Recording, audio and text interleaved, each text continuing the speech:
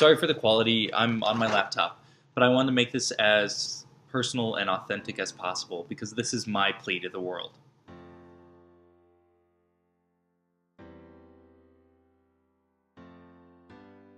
One of the things I've always been passionate about is justice. A couple of years ago, I was on the internet and I came across Ryan Ferguson. Growing up in Columbia, Missouri, Ryan had a pretty normal academic life. He enjoyed playing sports like soccer, tennis, and basketball. He spent his summers up in Florida with his grandparents learning how to play basketball, tennis, golf, and just like many teens, Ryan was interested in music, having fun, and dating. Ryan had a bright future ahead of him. Right out of high school, he attended college in Kansas City. He was also planning to transfer to the University of Missouri to study business or political science, so he could possibly work in real estate just like his father, Bill.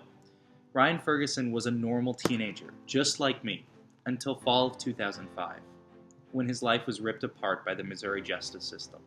In 2005, Ryan was convicted of second-degree murder and robbery. With no physical evidence, no matching DNA, no motive, and no prior convictions, he was sentenced to 40 years for a crime he did not commit.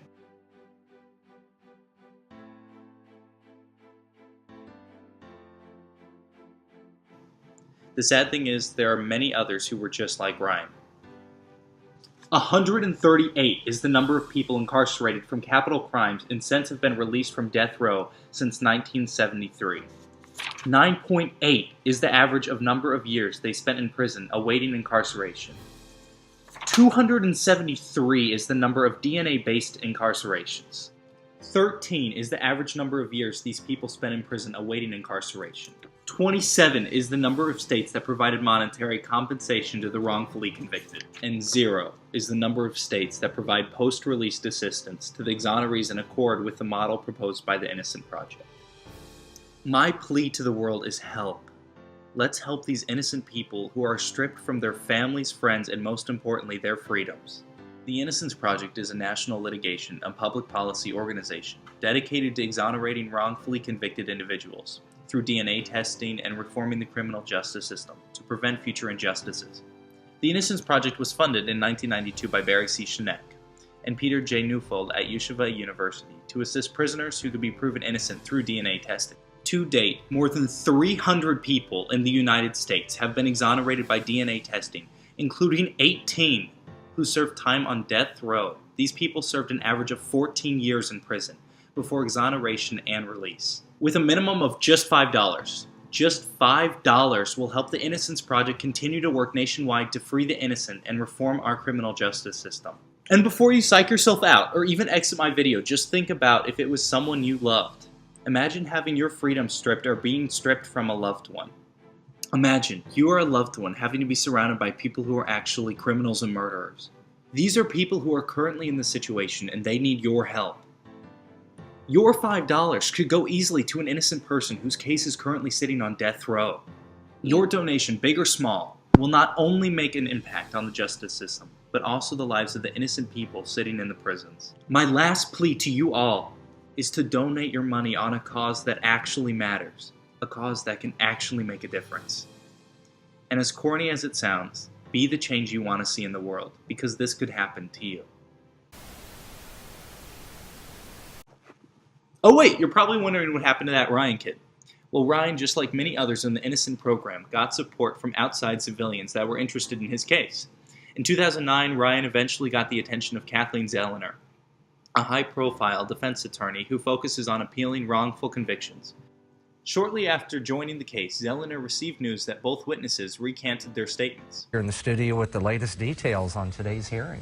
Right, it was Jerry Trump who testified today. Now, he's the man in 2005 in that trial who has said he saw Ferguson actually at the scene of the crime. Now, in hearings to determine whether Ferguson deserves a retrial, he's changing his story, and today he told the court a story that nobody's ever heard. When you pointed to Ryan Ferguson in the courtroom and you said, that's the person you saw at the Columbia Tribune parking lot, was that true or false? It's false. Jerry Trump's tears tell the story. Do you anticipate or want anything for doing this? Yes. I'd like to have forgiveness from Ryan and his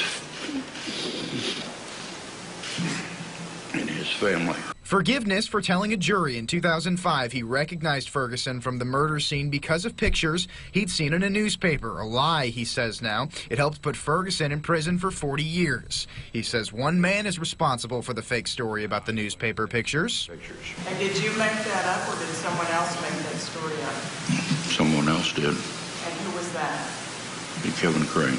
Crane's the prosecutor from the 2005 trial, but the Attorney General's office isn't buying Trump's recantation. How is it that you're able to remember that today and never have been able to remember it up till now? I had remembered it before. I didn't want to say it because of fear of being in trouble with Mr. Crane. Crane is expected to testify later this week. The hearings run through Friday. After that, it's up to the judge to decide if there's enough evidence for a retrial. Well, it was a nice afternoon out across.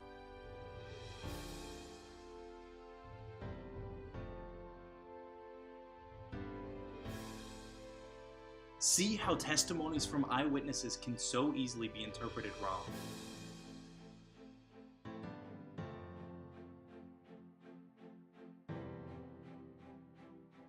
On November 12th, 2013, Ryan was released from prison after serving a total of 9 years, 8 months and 2 days behind bars. Just imagine how many other people are sitting in jail because of what a witness believed they saw. This is the time where you don't waste any more time. This is the time where you reach for that credit card in your pocket, wallet, or purse, and this is the time to make a difference. I want to thank you guys for still watching, if you're still watching, and I hope these few short moments really opened your eyes to a different side of the justice system, a side that is very flawed and wrong.